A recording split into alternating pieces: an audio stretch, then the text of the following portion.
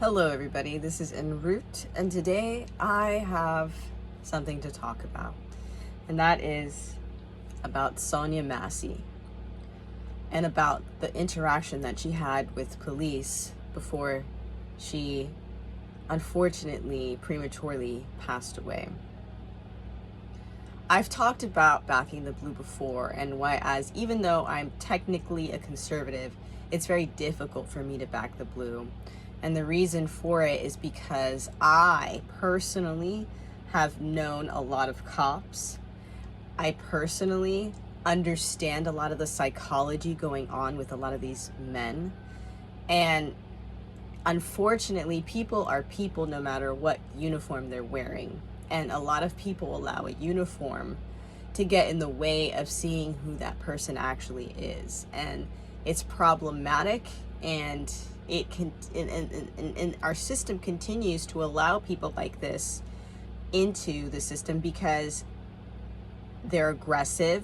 They can handle these situations like that, but unfortunately they like these situations. They like to get aggressive, they like to get violent, and unfortunately, as you can see, he's probably someone that never de-escalates anything and causes things to be more problematic than they should. She was the angel, unfortunately, that had to take him out, and that's how I see it. Right before she passed, she rebuked him in the name of Jesus, and I believe that she was the angel there to take him out, because he was probably doing some devastating things to so many other people that no one would have had evidence to prove. And a big issue with these police is that instead of believing that something's happening to you, they're like, where's the proof? Where's the evidence? Oh, you can't prove it? Too bad. And I've talked to a lot of cops. There's a specific energy, almost as if they're against you, or like they're like they take everything so, like, it's just so weird. It's like they make sure. And another thing about the police force is they hire people that are very, very young, kind of like in the military, right, where they hire you so young and they're able to train you to do whatever they want. And I see that they're training a lot of young men, 20-year-old men, and they're training them psychologically to become psychopathic and to handle things like a psychopath. So it's sometimes, a lot of these cops, they're not psychopaths when they go in, but they are taught to be one. And you have no idea, like, it's because the cop industry is so male dominated. As a woman, it can be very difficult to maneuver. I had to process a sexual assault case, and because the cop was male, he was doing everything in his power to make it so difficult for anyone to believe our side of the story. And he was defending the sexual predator. And the thing is that it's not something I could report. It's just in his movements, how he says, how slow he moves. And then, unfortunately, because these cops were so neglectful in our case, my case was elongated and delayed for another year because these cops are dragging their feet. Half of them, they say that they're detectives. They don't know how to be a detective. These cops sit here and they act like the criminals are like, hey, I'm being a criminal and I'm doing something bad. Can you arrest me, please? That cops walk around like that's how criminals are. And it's kind of crazy because it's like a lot of the IQ of a lot of cops are not, like, I'm not trying to be disrespectful, but the ones that I have unfortunately interacted with, they have a very, very, very low emotional intelligence. A lot of them I've dealt with. And while I have encountered really nice cops that do have a good emotional intelligence and understand certain things, there are way too many of them who have this very cold, callous, like, just negative demeanor. And I understand that they see a lot, they go through a lot, but assessing the situation, that was just a innocent lady on her own. Let's say she lunged at them with the pot of water and she wanted to kill them with a pot of water. At her little height, they couldn't have de-escalated the situation and just held her down. He had to shoot her in the face. It doesn't even matter if she threw the pot right in his head. He wouldn't have died. He wanted to murder her. And I'm sure he's done this to so many people. And I'm sure he's sexually assaulted so many people. I'm sure he's done this before. And so, unfortunately, Sonya was the warrior in the way that took him down.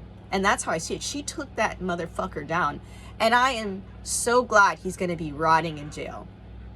He deserves it. And thank God that partner of his had that cam on.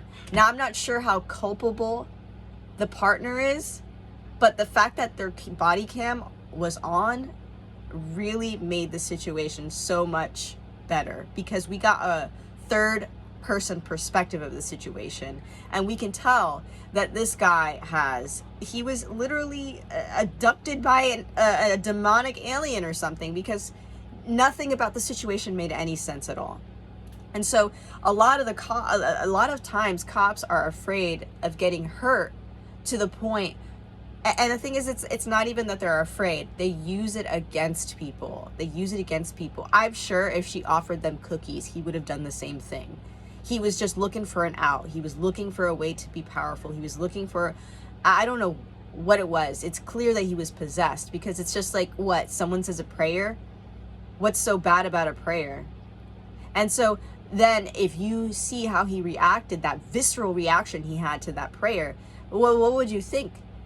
What do you think? Clearly there is something spiritual going on. And a lot of people, we want to be logical, we want to be scientific, blah, blah, blah. I understand. Okay? But there's more going on underneath. All right? And a couple of things I want to say. If you're dealing with cops, you should have a camera on you or something like that, right? Make sure that there's a camera on your side, because unfortunately, even though we look at cops as people to trust, respect, and protect the community, unfortunately, they lie so much. It's sick, actually, how much lies there are. And honestly, I see where all the holes are, and the holes are there on purpose, okay? A lot of these police communities, they don't even, there's certain departments, each city has a department, right? And these departments, they don't connect, they don't communicate very well.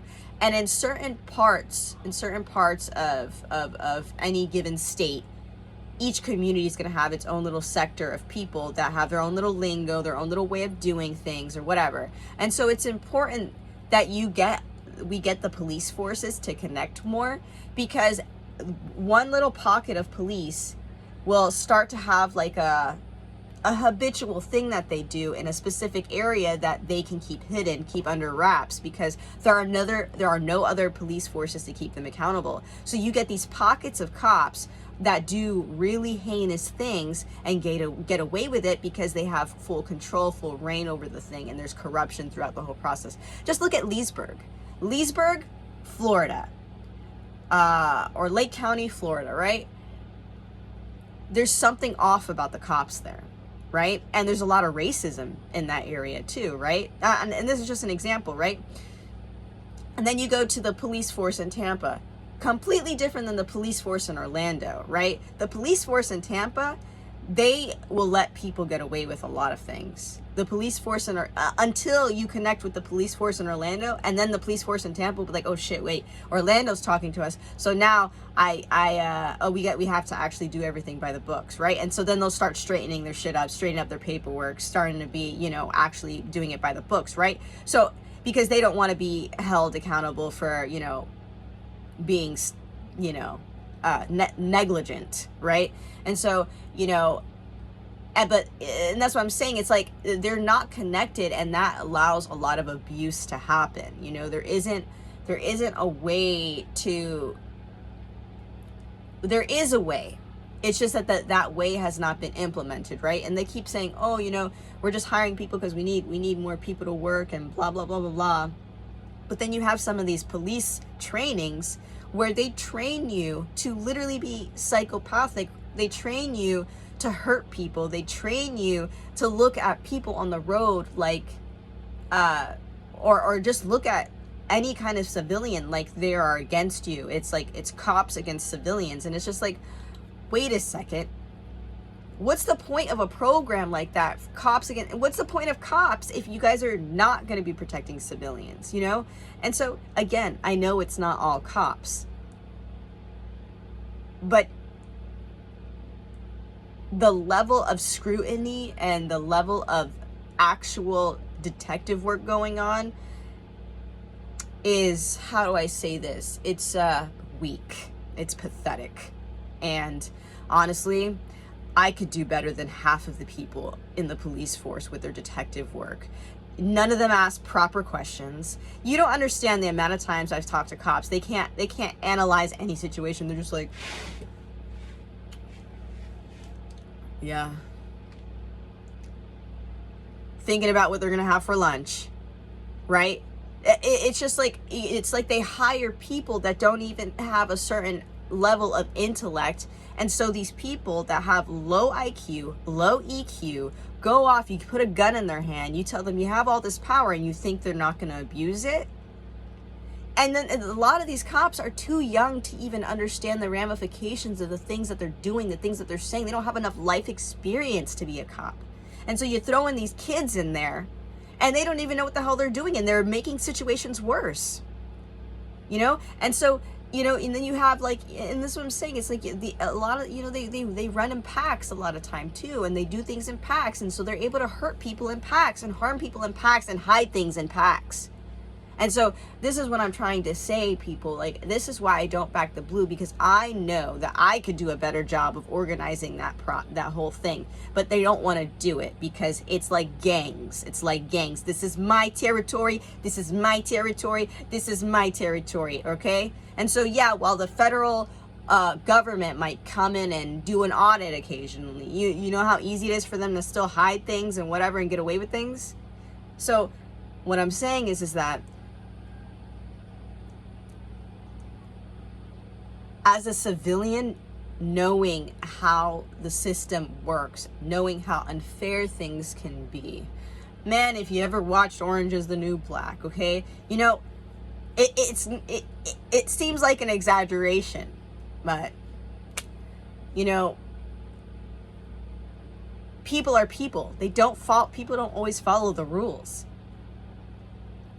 So I'm gonna end this video with a few tips. If you are in need of help and you're calling the cops, again, like I was saying, you know, it's always good to have a camera pointed at the direction that cops will be coming in, or whatever the case might be, in case they, you know, lie. And it's always good to not let them in your house, right? Having a fence, having a gate, having a barrier, you know, even, you know, some places you can't do that. That's always a good thing, because it's like there's two barriers now. There's a gate, there's a door, right? And unless they have a warrant, they should not be able to step foot on your property, right? So if a cop comes to my home, you know, and I can feel them out, like I've let cops into my house that were cool, you know, like, oh, you're cool, let me show you around, you know, talk to them, whatever, they're cool, you know, they seem pretty cool.